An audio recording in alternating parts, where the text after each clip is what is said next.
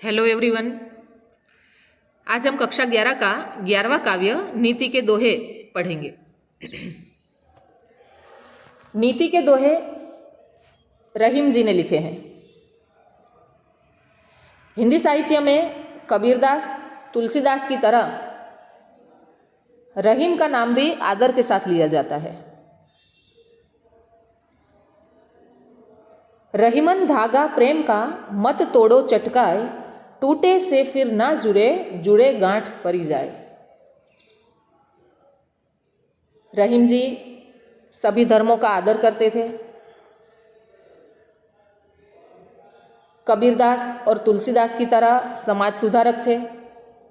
अपने समय के जाने माने विद्वान थे।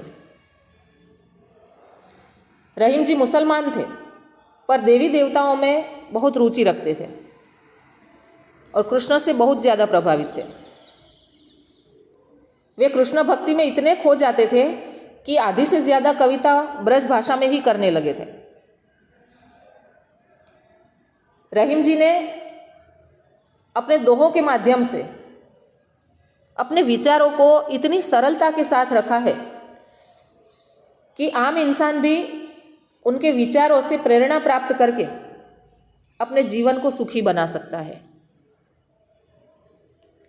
रहीम जी का पूरा नाम अब्दुल रहीम खान खाना था और उनका जन्म लाहौर में हुआ था। नीति के दोहे उनकी सूक्ष्म दृष्टि की झलक मिलती है। नीति शास्त्र में बहुत पारंगत रहीम जी ने इस काव्य के अंदर इज्जत का महत्व बताया है, गरीबों का हित कैसे किया जाए वो कहा है,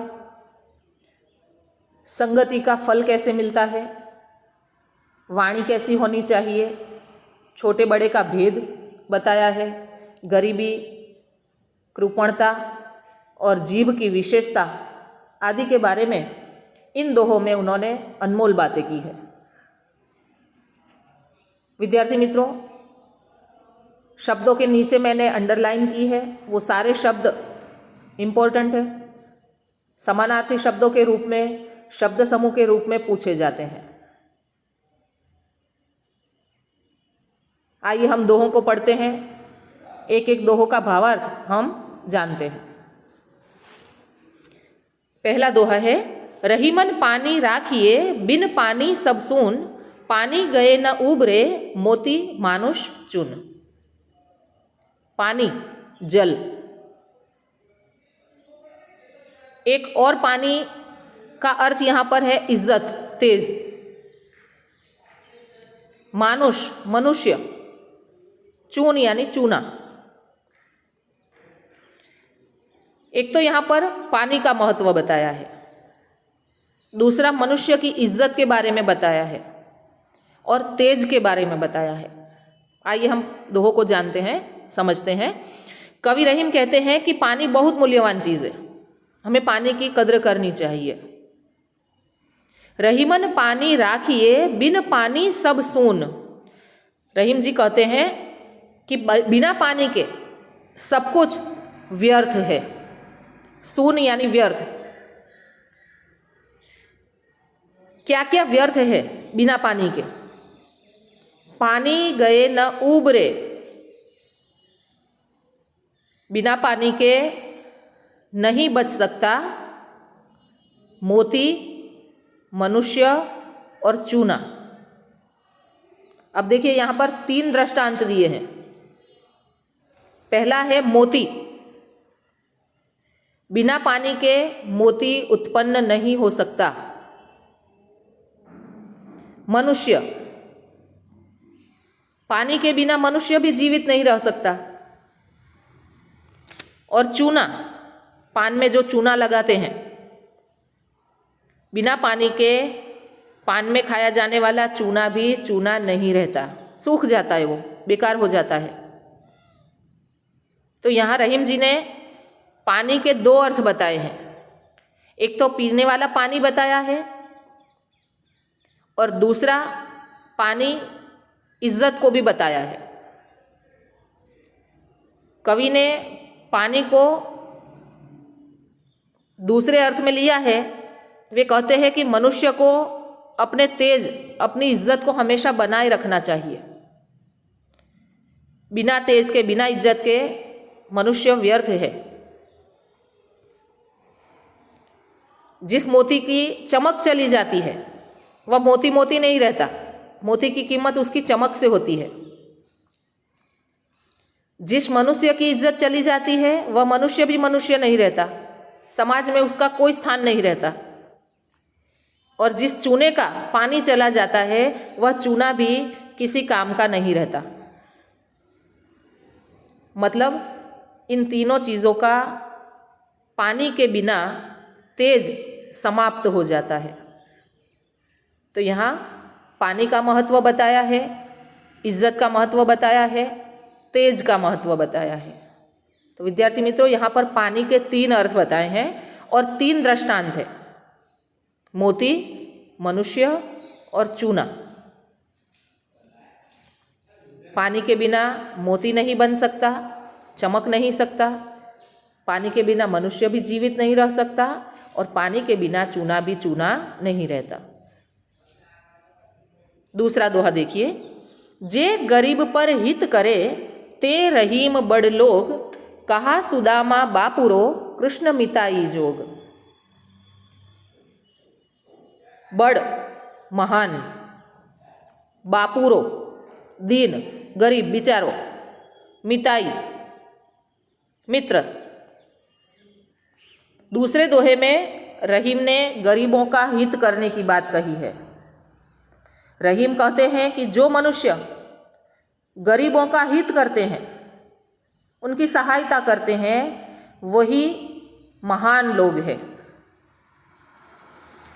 कहा सुदामा बापुरो, सुदामा गरीब था, दीन था, कृष्ण की मित्रता के योग्य नहीं था, फिर भी कृष्ण ने गरीब सुदामा से मित्रता निभाई। इससे कृष्ण की महानता साबित होती है। यहाँ हमें भी यह सीख मिलती है कि गरीबों की मदद हमें करनी चाहिए, उनकी सहायता करनी चाहिए। वही इंसान महान है। यहाँ सुदामा और कृष्ण का दृष्टांत देकर रहीम जी ने इस दोहे को समझाया है कि जिस तरह सुदामा बहुत गरीब था, फिर भी कृष्ण ने उनकी मदद की, उनकी मित्रता निभाई, उसी तरह हमें भी जो गरीब लोग हैं उन पर हित करना चाहिए, उनकी सहायता करनी चाहिए।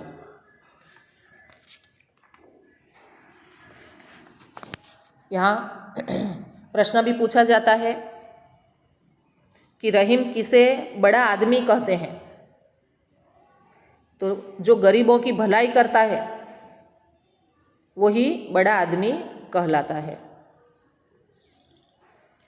तीसरा दोहा है, कदली सीप भुजंग मुख, स्वाति एक गुण 3, जैसी संगति बैठिए तैसो ही फल दीन। कदली केला, सीप सीपी छिपला जेने कहीए छे गुजरातीमां, भुजंग सांप, स्वाति स्वाति नक्षत्र का जो जल होता है वह। यहाँ पर भी रहीम जी ने अलग अलग 3 उदाहरण दिए हैं और समझाया है कि मनुष्य की संगति पर कैसा असर पड़ता है। रहीम कहते हैं कि मनुष्य पर उसकी संगति का, सोबत का बहुत बड़ा प्रभाव पड़ता है। जिसके भी साथ आप रहते हो, उठते बैठते हो, अगर आपका मित्र अच्छा है तो आप पर अच्छा असर पड़ेगा, अगर वो बुरा है तो आपके ऊपर उसका बुरा प्रभाव पड़ेगा। यहाँ पर स्वाति नक्षत्र की बात की है कि स्वाति नक्षत्र के पानी की बूंद एक जैसी होती है, लेकिन वही स्वाति नक्षत्र की बूंद अगर कदली पर, केले के पेड़ पर पड़ती है तो पानी की बूंद ही रहती है वो। अगर स्वाति नक्षत्र के पानी की बूंद सांप के मुंह में पड़ती है तो वह जहर बन जाती है, और वही स्वाति नक्षत्र की बूंद सीप में पड़ जाती है तो उसमें मोती बनता है। देखिए, वस्तु एक है, स्वाति नक्षत्र का पानी एक ही है, लेकिन अलग अलग व्यक्तियों के संपर्क में, अलग अलग चीजों के संपर्क में जब वो आता है तो उसका प्रभाव बदल जाता है। स्वाति नक्षत्र का पानी कदली यानी केले पर पड़ता है, केले के पेड़ पर पड़ता है तो वह पानी ही रहता है। सीप पर पड़ता है तो वह मोती बन जाता है, और सांप के मुंह में जाता है तो वह जहर बन जाता है। तो यहाँ कबीर ने यही समझाया है कि कितना भी सुलझा हुआ इंसान क्यों न हो, उस पर संगति का प्रभाव पड़े बिना नहीं रहता। अच्छे व्यक्ति की संगति का असर अच्छा और बुरे की संगति का असर बुरा होता है। यहाँ संगति के असर की बात कही है।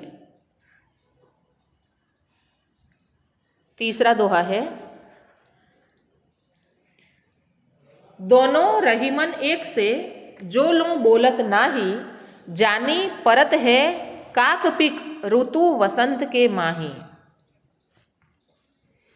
जो लो जब तक, जानी परत जान पड़ना, काक कौआ, पिक कोयल।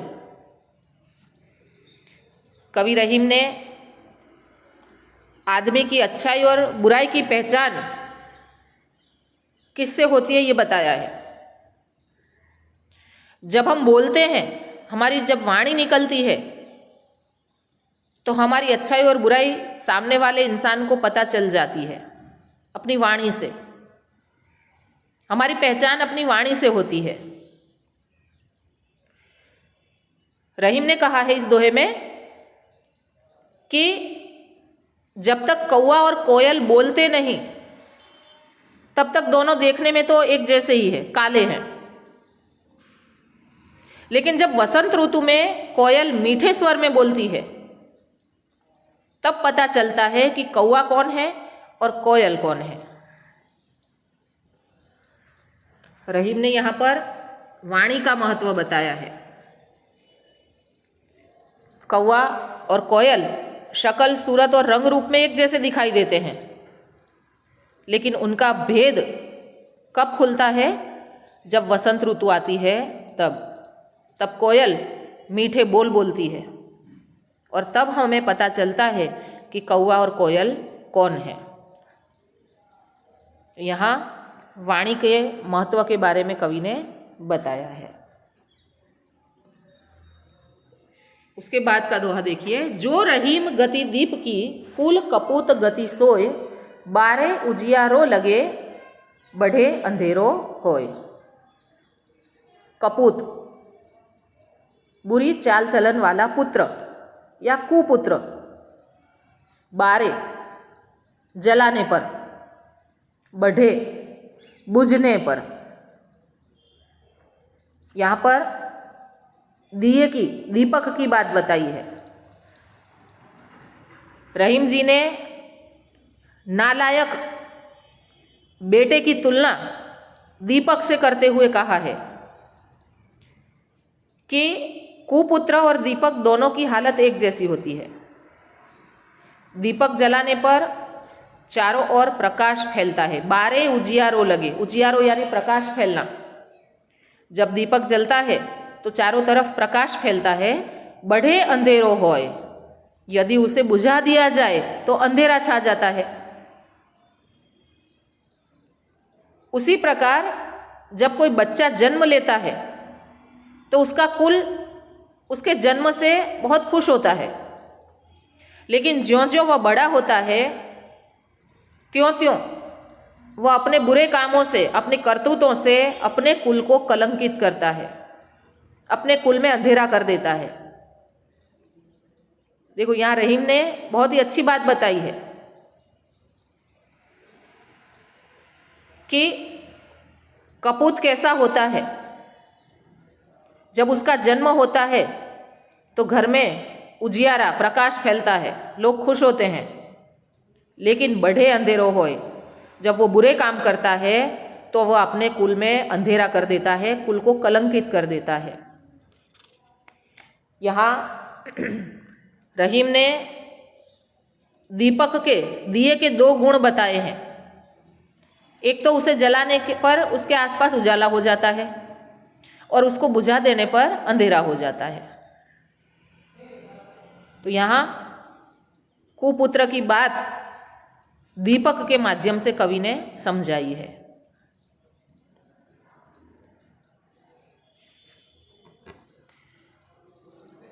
ओछो काम बड़े करे तो न बड़ाई होय, ज्यों रहीम हनुमंत को गिरधर कहे न कोय। ओछो यानी छोटा, हनुमंत हनुमान, गिरधर भगवान कृष्ण, गिरि को धारण करने वाला। शब्द समूह के लिए एक शब्द पूछा जाए तो ध्यान रखना, गिरि को धारण करने वाला तो गिरधर, और वैसे हम गिरधर यानी कृष्ण। यहाँ पर बड़े और छोटे व्यक्ति की बात बताई है। रहीम कहते हैं कि कोई छोटा व्यक्ति बड़ा काम करता है, ओछो काम बड़े करे, छोटा काम कोई बड़ा करता है तो न बड़ाई होए, तो उसकी बड़ाई नहीं होती, उसकी प्रशंसा नहीं होती। ज्यों रहीम हनुमंत को गिरधर कहे न कोई। रहीम ने हनुमान जी का उदाहरण दिया है कि हनुमान ने भी पहाड़ उठाया था, लेकिन उन्हें कोई गिरधर नहीं कहता।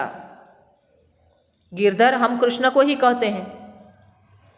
कृष्ण बड़े थे तो उनको हम महान कहते हैं, बड़े कहते हैं। हनुमान ने भी वही काम किया है, लेकिन हम उनको गिरधर नहीं कह सकते।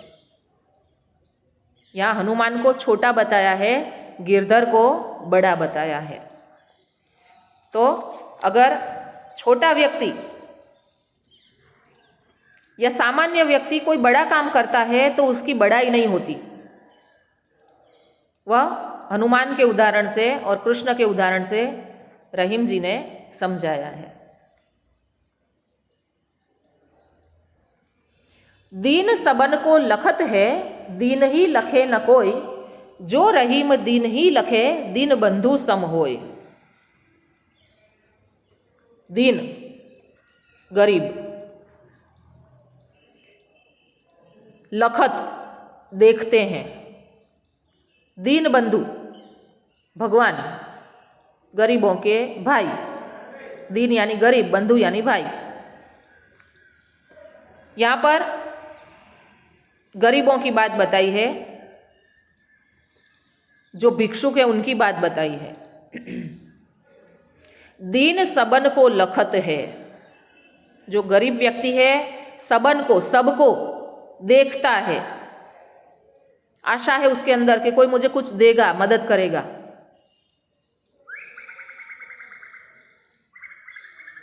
दीन ही लखे न कोई, लेकिन दीन ही, गरीब की तरफ कोई नहीं देखता।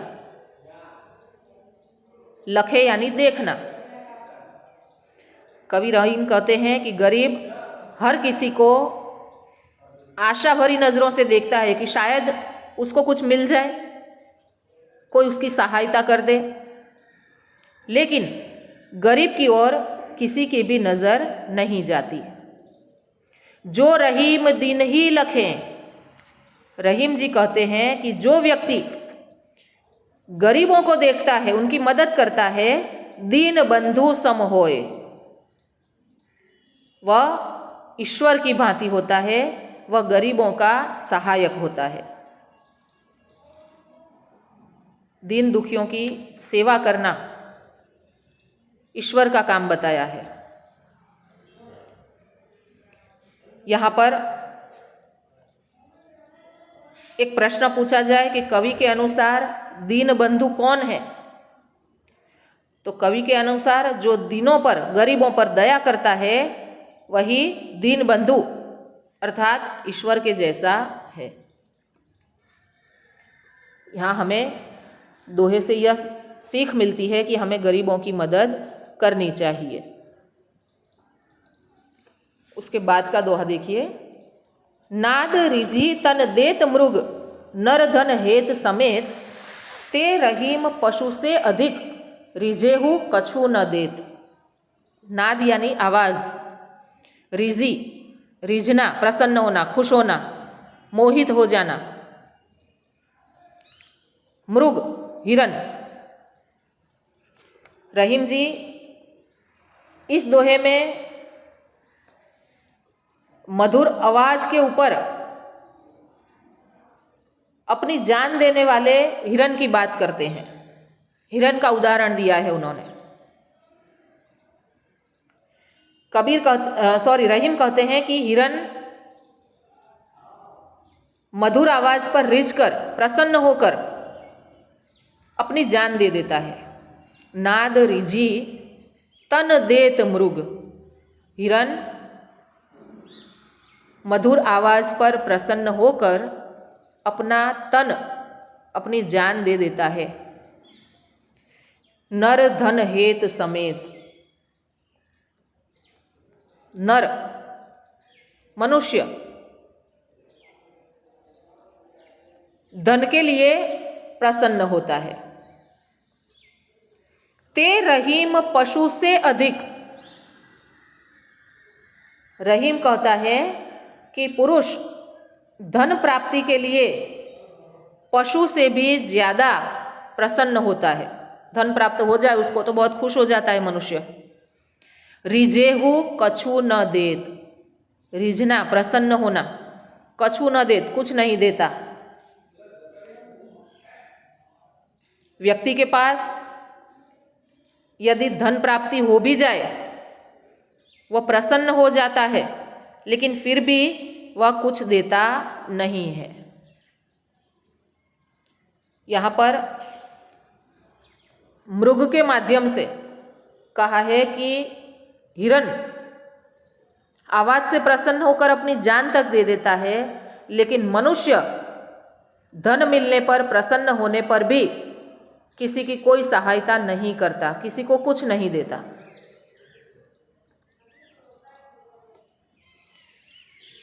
रहीमन जिह्वा बावरी कही गई सरग पताल, आपू तो कही भीतर रही जूती खात के पाल।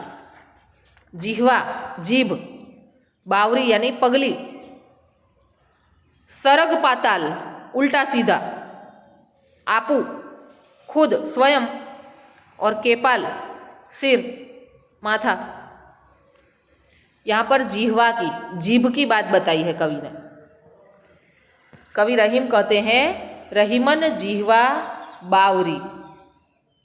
रहीम कहते हैं कि मनुष्य को अपनी जीभ को वश में रखना चाहिए, क्योंकि जीवा पगली होती है, बावली होती है। कही गई सरग पताल, वह इधर उधर अनेक प्रकार की बातें बकती रहती है, बोलती रहती है जीभ हमारी। कड़वी बातें कहकर वह मुंह के अंदर चली जाती है। आपू तो कहीं भीतर रही, वह अनेक प्रकार की अच्छी बुरी बातें कहकर मुंह के अंदर चली जाती है। भीतर यानी अंदर। जूती खात के पाल, जीभ से हम बुरी वाणी निकालते हैं, लेकिन उसका परिणाम हमारे सिर को भुगतना पड़ता है, क्योंकि जीभ की कही हुई कड़वी बातें हमारे उसकी वजह से हमारे सिर पर जूते पड़ते हैं, लोग हमें मारते हैं। या रहीम ने अपनी जबान पर, अपनी जीभ पर काबू रखने के लिए कहा है कि जीभ तो पागल है, कभी भी कुछ भी बोल देती है, उल्टा सीधा बोलते समय वह काबू में नहीं रहती। और खुद बोलकर भीतर चली जाती है, पर इसका दंड भोगना पड़ता है सिर को। उसे जूते खाने पड़ते हैं, जूती खाद के पाल। तो हमेशा हमें अच्छी वाणी बोलनी चाहिए। इसके बारे में रहीम ने इस दोहे में बताया है। अंतिम दोहा है, तासों ही कुछ पाइए कीजे जाकी आस, रीते सरवर पर गए कैसे बुझे पियास। तासों जिससे, रीते खाली सूखा, सरवर यानी सरोवर, पियास प्यास। देखो यहाँ पर अंतिम दोहे में रहीम ने कहा है कि जिससे हमें कुछ मिलने की उम्मीद हो, आशा हो, उसी से हमें मांगना चाहिए।